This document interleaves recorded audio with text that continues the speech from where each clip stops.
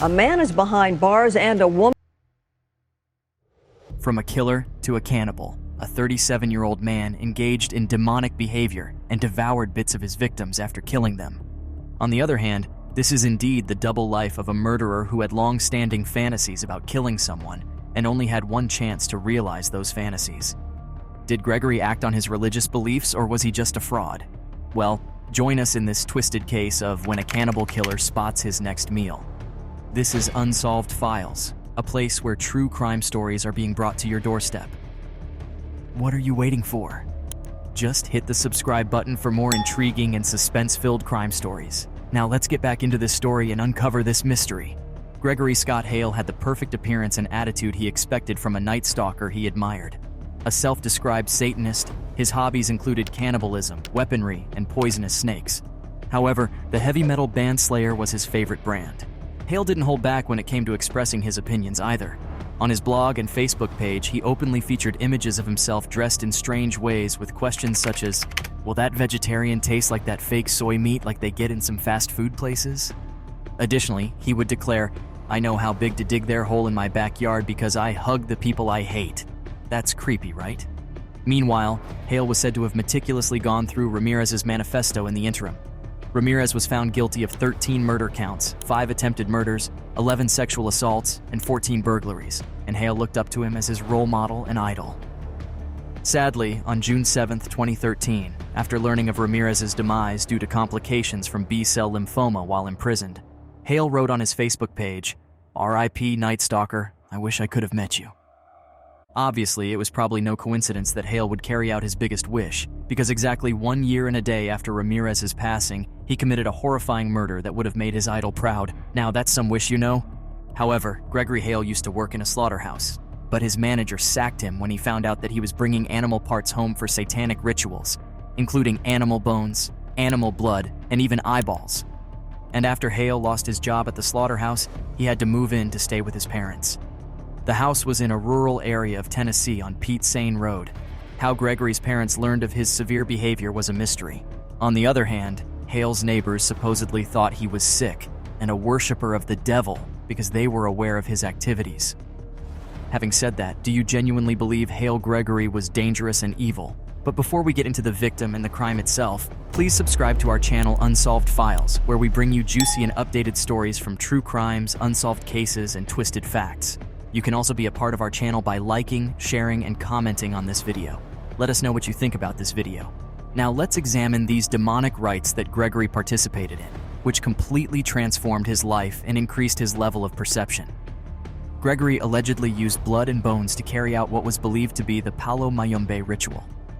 This kind of magic has its roots in African traditions. To start, you have a ganga, which is a type of pot.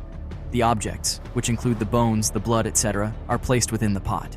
This facilitates the calling forth of the spirit that can carry out the magician's instructions.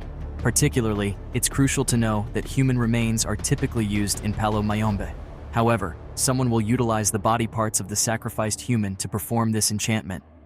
Gathering your energy, whether positive or negative, and focusing it through ceremony or ritual towards a certain objective is the essence of greater magic. But why in the world would a person act in such a way? Hey, it's just a desire. A person would only call for a demon to obtain their desired outcome. It can be an order for the demon to go spy on someone or to inflict illness or disease on someone. Of course, the intention is evil, but there's still the matter of why a demon would pay attention to you. What is the demon's desire? It demands complete obedience and devotion. However, the devil desires for humans to submit to it. Gregory might be in communication with a demon, and if so, the demon would do anything for him in return for sacrificing a human. This is similar to a transaction, but who is in control? Since you can never control what you cannot see, the demon was obviously in control. Now let's dive into the synopsis of Lisa Marie Hyder's past. Growing up in the Columbus region, Lisa Marie Hyder attended Groveport Madison High School before relocating to Pataskala, Ohio, to attend Watkins Memorial High School, from which she graduated in 1996. Since her early years, Lisa has struggled with drinking, which became more intense in 2014 after an unfavorable prediction. When the 36-year-old lady went for a checkup, leukemia and ovarian cancer were discovered, and the doctors informed her she had just 6 months to live, and it seemed to her that alcohol would only make her final demise faster. She wanted to pass away more quickly. In any case, Lisa was also described by her relative as a rough-and-tumble lost soul. Charles Hyder was the name of her ex-husband. In addition to Lisa's 4 previous children from her previous relationships, she also had 2 children with her husband, yet she and Charles maintained their friendly relationship even after their divorce. Early in 2014, they broke up because Charles was unable to deal with Lisa's alcoholism and her refusal to seek treatment. Lisa had lived in Chattanooga with Charles and the 6 kids before moving in with friends in Manchester, which is close to Coffee County. Billy Poor, who was Lisa's father, relocated to Tennessee in May 2014 in order to be closer to his daughter. However, he went there based on instinct rather than to assist her with her drug misuse problems. Her father informed her that something had told him to return down there, and one night he woke up sweating from a nightmare in which his daughter had suffered a terrible fate. Could it be a dream or a revelation, warning Lisa's father of the danger ahead? Who knows? Strangely enough, Lisa had been working at a nearby liquor store and staying with friends in Manchester when she stumbled across Gregory Hale. Her ex-husband will always remember that day. The date was June 8th, 2014, and Lisa called Charles. "Hey, can you pick me up from work?" she said. He wasn't close by at the time because he was in Huntsville unloading a truck and couldn't get to her right away. However, he assured her he would give her a call as soon as he arrived. Charles called and there was no answer. Tragically, Lisa had only a few hours left to live. He never knew that would be the last time he would ever hear from her again. Hale pulled up to buy some beer when she was standing outside on the corner. He went over to speak with Lisa after spotting her on his way out of the store. Hale then volunteered to drive her home after it was implied during their discussion that she was waiting for a ride. Meanwhile, Lisa was nervous about getting into the car of a stranger, so she didn't accept immediately.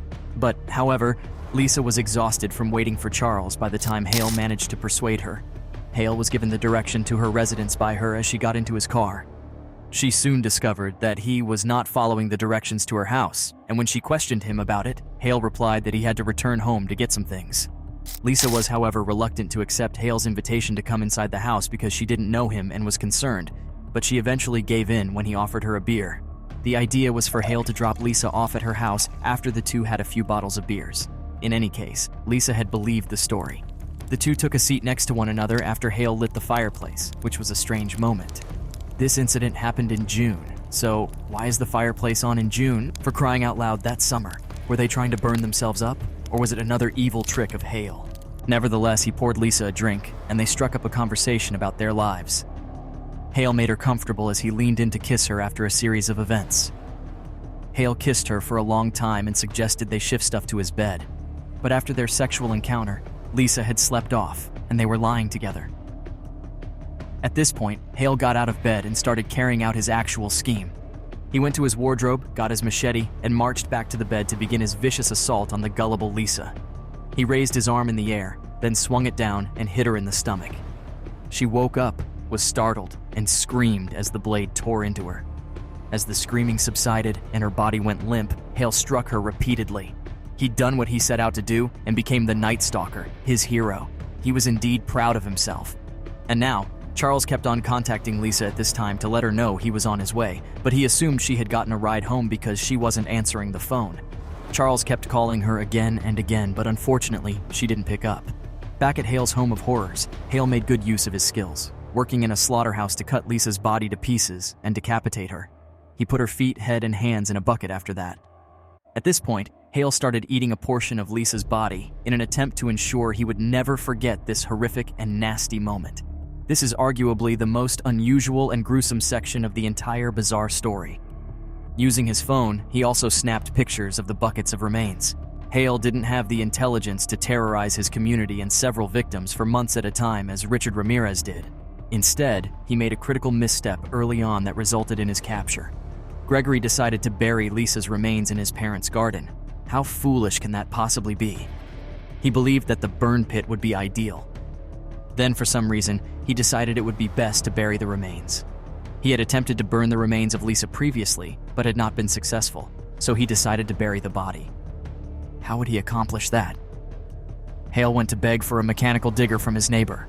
Hale told his neighbor, "Oh, I just need to go and bury a body," rather than thinking of another reason why he needed the equipment. "Bro, that's quite stupid of you. What are you doing?" At that point, the neighbor began to worry, but he listened to Hale as he gathered additional proof. The foolish Hale continued to describe his purpose and use of the digger. After a period of almost 3 hours, his neighbor eventually contacted the police. The joke his neighbor just told him has to be investigated by the authorities, as the more he thought about it, the less funny it seemed. The corporal was initially suspicious, since it seemed absurd. In the small coffee county, violent crime was practically unheard of. But Jason, the neighbor, was so certain and so insistent that the constable began to feel uneasy as well. But to investigate the story further, he asks Deputy Rainey and criminal investigator Dendy to accompany Jason back to his house. The investigators drove up to Jason's property and entered through the back, turning off their headlights so as not to wake up anyone in the Scott residence. With their flashlights blazing through the chain-link fence, Jason and the two officers make their way through the darkness and light up the 2 5-gallon buckets. C.I. Dendy picks up a garden hole that's lying on Jason's lawn. Its bright white plastic is almost gleaming in the twilight. With that, they reach over the fence, catch the handle of the next bucket, and lift it to their side. The 3 men recoil in terror as he grabs the top and takes it off to reveal the horrifying contents: a woman's dismembered head and hands. A gruesome scene was waiting for the authorities to come. Hale was found dozing off on a couch in the living room by the cops. His parents, who were in retirement, owned the house. The sheriff stated they were decent folks. Gregory was taken into custody right away, and Lisa's body was discovered next to the burn pit, which had not been ignited, along with buckets containing her hands, feet, and head. Hale was never going to be able to deny that he killed Lisa. The objects Hale had chosen to use to decorate his filthy room startled and frightened the officers when they broke into his bedroom. But it turned out that these objects were historical Halloween decorations from a haunted house where he had worked the year before. They discovered blood-stained walls and bed linens that were soaked in blood. Gregory Hale was accused of first-degree murder and abuse of a corpse after his arrest, and a $1.5 million bond was used to keep him in jail. He also admitted to his crimes and gave the authorities a vivid account of how he killed Lisa. He acknowledged that he had eaten some of Lisa's body. The detectives discovered Lisa's heart in a neighbor's garden. Hale claimed to have tossed it away. He made a guilty plea during the trial and was given a life sentence without the chance of release. Charles expressed his deep sorrow to the media when word of the gruesome murder spread, saying, "I still blame myself because I didn't go get her, but I was down in Huntsville unloading my truck. I would have liked to have arrived a little bit sooner because I generally come to her aid if something goes wrong." Lisa Poor's father, Billy Poor, stated that they wanted Hale to be executed if found guilty of the murder. He continued by saying that no one should be slain and butchered in the manner that his daughter was. She was gone from the world. All they could do was put her to rest. Others in the neighborhood rushed in an attempt to figure out who Hale was and whether he had any red flags now that he was in jail. But however, several unsettling pictures were found on his Facebook page, including images of him parading with big swords and handcrafted masks. Nevertheless, he had been charged with domestic violence in November 2001, as well as simple possession, driving on a revoked or suspended license, possession of drug paraphernalia, and many arrests for probation violations and failing to appear in court. Adding to Hale's preoccupation with blood and human flesh, District Attorney Craig Northcott stated that Hale had unsettling ideas about killing and cannibalism because he believed himself to be a Satanist. That is a cult. Hale admitted that he had been fantasizing about killing someone for a while and saw this as a chance to achieve that desire. He claimed he had always dreamed of consuming human flesh. Gregory did this. But why? All of us have worshipped something throughout history, and some of us have even worshipped idols. I believe that Gregory didn't have any idols in his life, no one to look up to for advice or hero worship. People typically search elsewhere for heroes since they don't find any in their relatives or among people they know well. For this reason, Gregory looked up to Ramirez.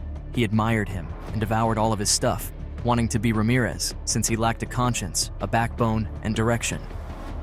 To put it another way, he started to idolize Ramirez. Throughout human history, we have all harbored an innate admiration for something. Gregory considered Ramirez to be his deity. Sadly, Lisa was forced to bear the consequences, which is unfortunate. In addition to fighting alcoholism, she also battled cancer and leukemia before Gregory took her life. What a depressing life. Do you think the judgment passed on Gregory was fair enough? Or should he be slaughtered the same way he killed Lisa? Let us hear from you and know what you think about this case of killing and cannibalism. There are some dark confessions you'd hear and it would make you go wild. Have you seen our previous video on our channel?